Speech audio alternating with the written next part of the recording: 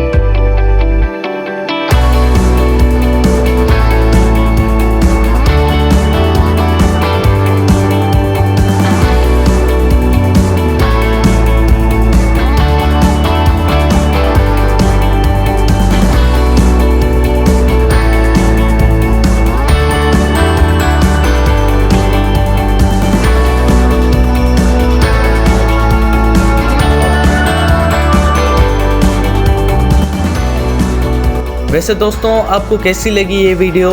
जवाब कमेंट में मुझे ज़रूर बताइएगा। और अगर अच्छी लगी तो लाइक और सब्सक्राइब करना मत भूलिएगा हमारे चैनल तालीम के घर को।